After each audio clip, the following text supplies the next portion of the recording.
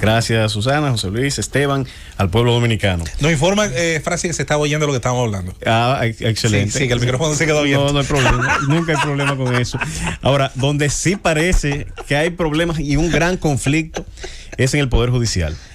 Y si ese problema se quedara en los corrillos, como de hecho están los corrillos, y no trascendiera y no afectara a los usuarios, tanto a los abogados como a las personas que tienen sus expedientes tramitándose en cualquier instancia del Poder Judicial, diríamos, bueno, es un conflicto como en cualquier institución. Hay diferencias, hay rencillas, hay odios entre adversarios, hay enemigos, hay de todo. En las instituciones hay bandos, pero aquí parece que los bandos han trascendido y casi parecen ser pandillas. Y lo grave del asunto es que al parecer desde la presidencia de la Suprema Corte de Justicia no han sabido entender, asimilar y administrar estos conflictos que no son conflictos virtuales, son conflictos reales.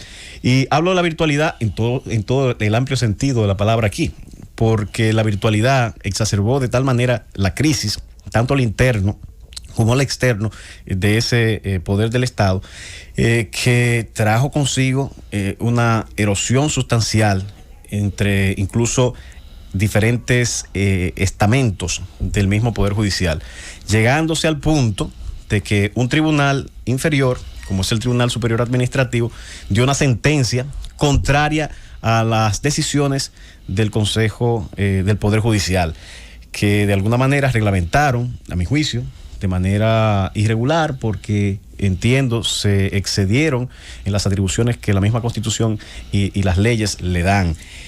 Esa decisión le ordenó a sus superiores en cierta forma que retomaran la presencialidad, reconociendo que ese consejo presidido por Luis Henry Molina en su calidad de presidente de la Suprema Corte de Justicia se había excedido en el uso de sus facultades y sus atribuciones, y en una acción de amparo impulsada por el Colegio Dominicano de Abogados, pues ordena que se reabran las audiencias y que se reabran los tribunales.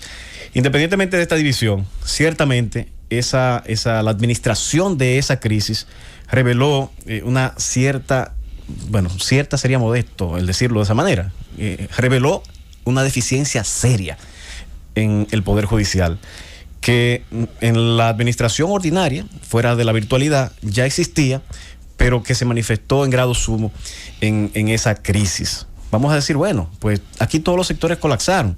Ciertamente, la crisis sanitaria obligó a cerrar prácticamente una parte importante de los servicios públicos, obligó a cerrar muchas empresas privadas, pero independientemente de eso, en uno más que en otro se hicieron evidentes las faltas, las deficiencias en la gerencia y la administración. Y uno de esos estamentos fue precisamente el Poder Judicial. Y aquí entiendo que se agregó un elemento más que ya existía. Digo que se agregó un elemento más que ya existía porque el malestar que se potenció de manera importante en tiempos de la pandemia ya existía. Muchos jueces se sentían irrespetados por el presidente de la Suprema Corte de Justicia. Jueces de cortes de apelación, jueces de primera instancia e incluso sus mismos pares. Llegó a trascender al punto que prácticamente la comunidad jurídica completa se enteró de esas diferencias en la Suprema Corte de Justicia. Pero esas diferencias, al parecer, no se habían articulado, no se habían, parece, organizado. Luego de la elección de la representante ante el Consejo Nacional de la Magistratura, al parecer, el conflicto interno llegó a su grado, a su máxima expresión, y fuerzas que estaban divididas, al parecer, se aunaron y siguen operando con ánimos, al parecer, bastante serios, en aras inclusive de propiciar o promover una remoción del actual presidente de la Suprema Corte de Justicia. Yo soy de los que entiende que el presidente de la Suprema Corte de Justicia llegó ahí con un pecado original. Pero eso, que es su afiliación a un partido político. No obstante, entiendo que ya fue electo y los mecanismos para su remoción están definidos en la Constitución Dominicana y hay que ser muy cauto y cuidadoso al momento de entrar en cuestionamientos y acciones que al fin de cuentas pudieran no ser más que unas herramientas que irían en el camino equivocado, pues lo que lograrían no sería más que erosionar aún más la confianza que se tiene en ese poder del Estado que desde ya está bastante desacreditado. Yo entiendo que debe producirse un encuentro de esas fuerzas internas que están operando en la Suprema Corte de Justicia y en lo externo. Y en lo externo es un brazo que todo el mundo ve, no es un brazo invisible, es el brazo que está ejecutando desde el Colegio Médico Dominicano. El señor Surún le ha declarado... Colegio de Abogados. El Colegio de Abogados, perdón. El Colegio de Abogados, encabezado por Miguel Surún, está accionando abiertamente en contra del presidente de la Suprema Corte de Justicia.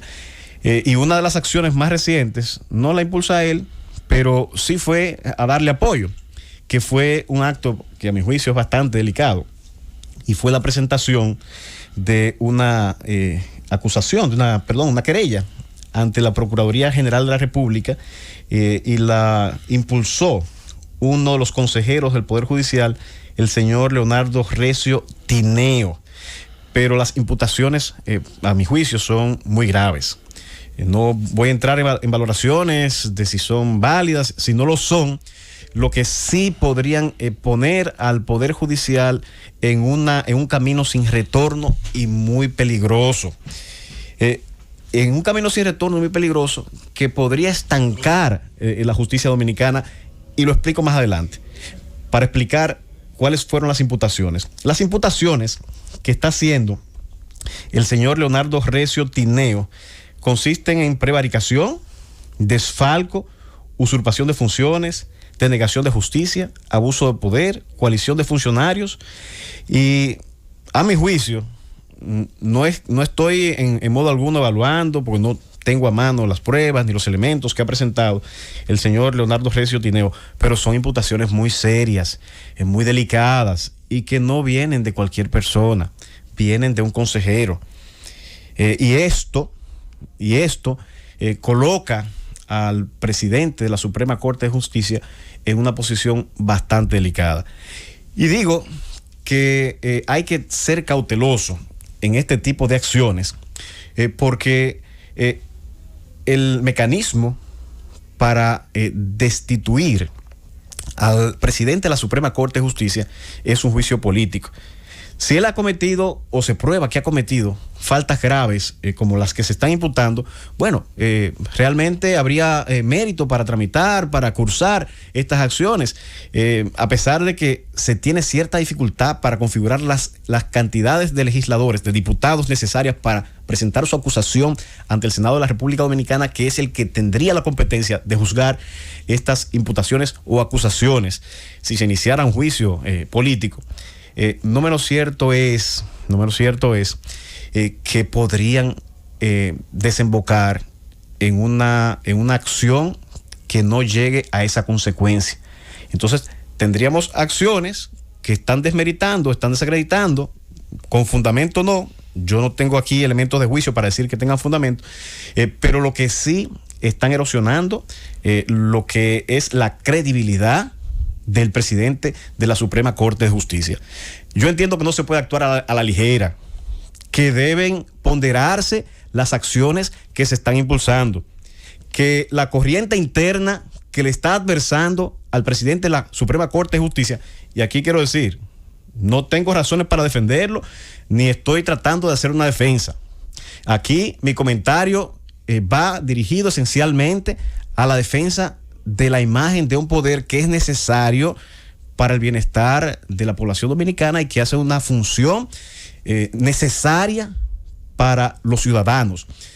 Aquí lo que entiendo es que debe actuarse con cabeza fría, que Luis Henry Molina debe darse cuenta que ha cometido ciertos errores de gerencia, que ha cometido algunos tal vez excesos, quizá con un excesivo celo en procurar una eficiencia y unos avances en la justicia para los que quizá muchos no están preparados o quizá no son adecuados a nuestro país, y no ha querido tal vez contar con la participación de otros puntos de vista.